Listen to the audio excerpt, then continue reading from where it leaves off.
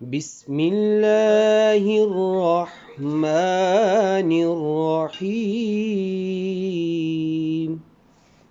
نحمده ونصلي ونسلم على رسوله الكريم وعلى آله الطيبين الطاهرين وعلى أصحابه أجمعين أما بعد فأعوذ بالله من الشيطان الرجيم بسم الله الرحمن الرحیم۔ چینل فہم قرآن و حدیث کا سلسلہ فہم حدیث میں خوش آمدید۔ آج ہم بخاری شریف کی ایک حدیث مبارکہ پڑھنے اور سمجھنے کی سعادت حاصل کریں گے۔ دعائے رب کریم عمل کی بھی توفیق عطا فرمائے، آمین۔ عن ابی ہریرہ رضی اللہ تعالی عنہ قال قال رسول اللہ صلی اللہ علیہ وآلہ وسلم اذا دخل رمضان فتحت ابواب الجنة وغلقت ابواب جہنم وسلسلت الشیاطین او کما قال النبی صلی اللہ علیہ وآلہ وسلم۔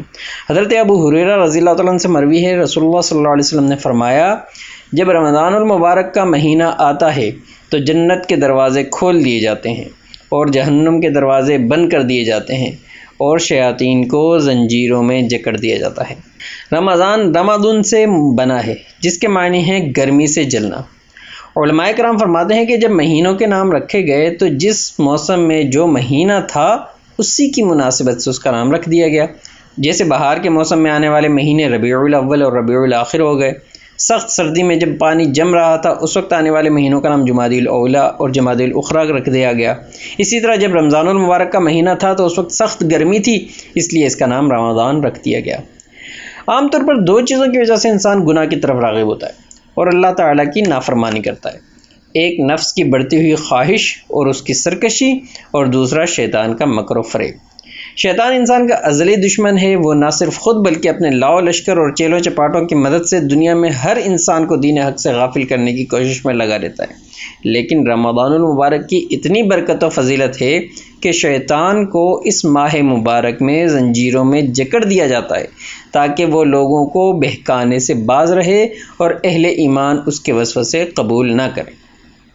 اور جیسا کہ دیکھنے میں بھی آتا ہے کہ رمضان میں عام دنوں کی نسبت گناہ کم ہوتے ہیں اور عبادت زیادہ ہوتی ہے۔